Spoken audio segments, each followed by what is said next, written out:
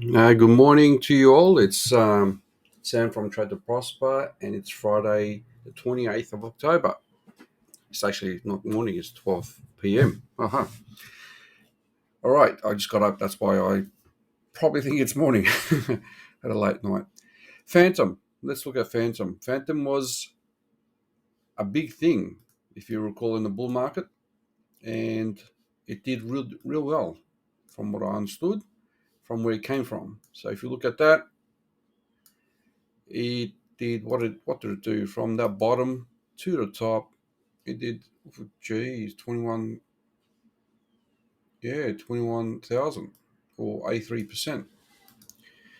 So Phantom is lost its gleam from one particular person leaving Phantom, but I don't think that's done. But anyway, let's look at Phantom. We saw the topping off structure, which is pretty much, as you can see, I did a reversal structure, and and the neckline is pretty much done, as we know. So this fits into the Wyckoff structure, and I got my moving averages, and so I want to see the confluence. What we see here is that when these lines cross over, it becomes very bearish. So this is just a basic tool, nothing special, and so we haven't seen these lines cross over yet to be bullish. Once these lines cross over, we can enter. It doesn't mean we're going to go far, but it does mean that's bullish. So that's one indicator. For the short term, if you look at it, there's a bit of confluence with these Fibonacci. So the current moving averages that I've placed there, and I'll can't recollect, that's a 50, and that is the 7 weekly. Okay. I don't know why I had that, but that's how it is at the time.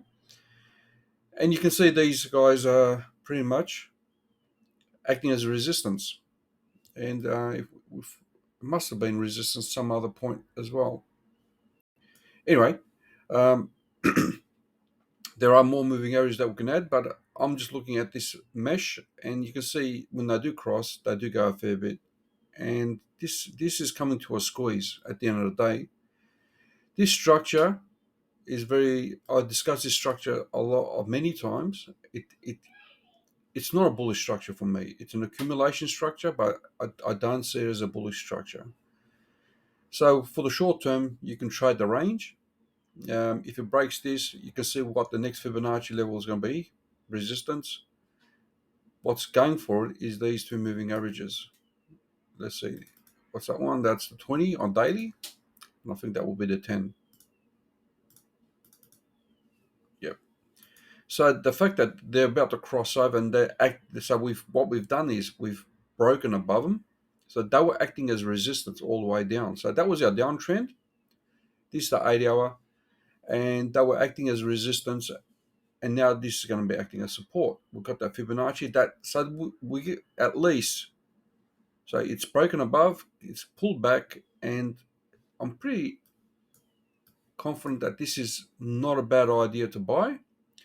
Now we can go to the small time frames, but as long as Bitcoin is in a similar boat, I think this could still go, have another attempt. We can add our Elliott wave count. Let's see what it tells us in terms of. It doesn't quite do it there, so we have to go to a small time frame. Okay, so we have our 1, 2, 3. That's why I was thinking that we still got a bit more to go, and I believe Bitcoin's just got a little bit more to go as well before we really hit the resistance. And you can see from this perspective on the small time scale that this could be a good entry. And however, I'm also pretty aware that the Nasdaq and the SP 500 have found resistance, so it's not the best trade. The fact that it's come down below this level, this could also be a resistance, and we can come back down again. Yeah, and then we can range. I don't think it will drop below this, but you never know. But I do feel like this is a range that we're going to likely be before it makes a decision, and I think you still go up. But we need to see what happens. But that's what I'm seeing now. There's a danger of being a failed swing trade, and this is going to be likely a shorting position potentially. Even though this says way 3, 4, 5, it probably isn't, um, but it might be. So would I enter this trade? Nah. Um, I want something more concrete. You can take your risk, and your stop loss is pretty much there, or you want to play it safer there, but that's a bit of a drop. Now let's look on a smaller time frame. Is there anything that's going to give us? Oops, I don't know why it does that. Let's just bring that up. That is a failed swing trade. That's not good. So we lost that level. So in the small time frame, this is looking weak. So there we go. We go wave 5, and yes. Once we lost this level, and then we lost So once we lost that level, it's going to be maybe a good shorting position to come back up here. Even here, that might be a good shorting position as well. But we don't see a red candle yet. So maybe that level there, which right in the middle of it, is like the point of control, the volume, and this might be a position. Okay, the red one's on already. So that one second attempt, I think it might just come back down, short term wise. So like I said, there is a bullish component, but there's also a bearish component, and this is a correction wave, and that's it. It's probably done. Now, how would I trade this? I'll be looking for a short. Tell the truth. This could also end up with a I'll be looking for a short entry in this one, but it's not much of a trade because this is a strong support area. So small trade, high leverage, small trade. That's pretty much what I can say. Don't put much on it for the short term. So it's still to me, it looks like it's going to range. That was a nice entry. How much would that have been done if I saw that? Too late now. That would have been So that's worth going into. That's a 6% high leverage trade, and you can see how that worked out. Beautiful previous previous resistance, Fibonacci, moving average and Fibonacci, and that's why it was a good trade. I missed that. Long big picture. I think we're still going to go sideways for a while before it really makes a decision. So I'm going to leave that, guys. There is no. If you want to buy the dip, buy the dip. I think it will. If this was to come down, I still see that coming up again. So this is worth buying, and it just really depends how it comes down. But if it was to come down, it's worth buying, and at least that will be your stop loss once it comes in. So this is going to come down. This could probably come down to a point where there could be a squeeze, and it's either that or that. If we add the Bollinger Band,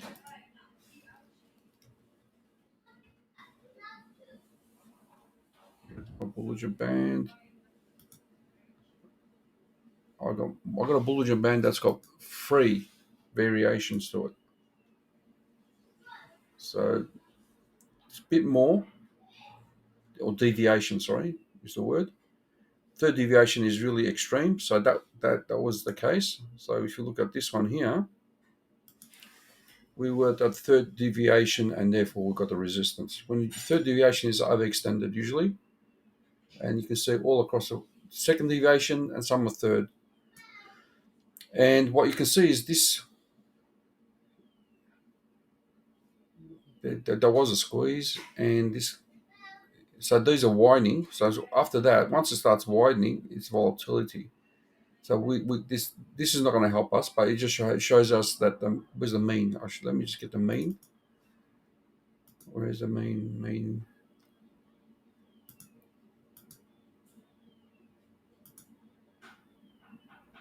I don't see it.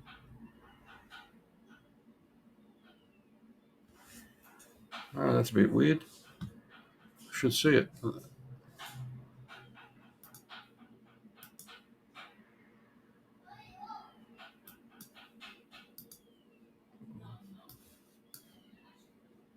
Definitely there should be a white white line somewhere. Ah, okay, hold on. I know why. We need to get rid of the overlays. There we go. So that's the case. So that's our mean.